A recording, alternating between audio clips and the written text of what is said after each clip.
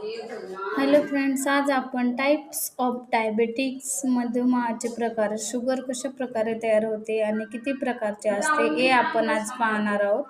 त्यामध्ये टाईप 1 आहे डायबेटिक्सचं, टाईप 2 आणि टाईप 3.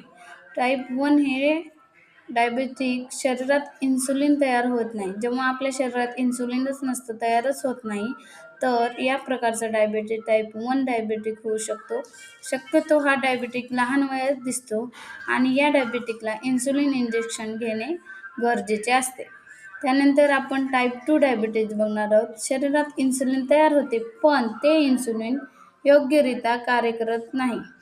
त्यामुळे हा डायबिटीक शक्यतो प्रौढांमध्ये आढळतो आणि टॅबलेट, आहार आणि व्यायामाच्या नियंत्रणाने डायबिटीस 2 जो डिसीज आहे ते आपण कंट्रोलमध्ये करू शकतो.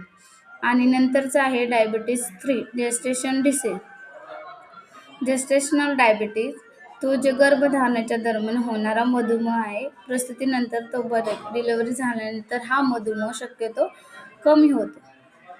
फक्त प्रेग्नन्सीमध्ये आढळणारा हा डायबिटीज आहे. तरी आपण आज पाहिले मधुमेहाचे 3 प्रकार, डायबिटीज 1, डायबिटीज 2 आणि डायबिटीज 3. तर जास्तीत जास्त आपल्या इंडियामध्ये डायबिटीज 2 हा शुगरचा डिसीज आढळून येत आहे.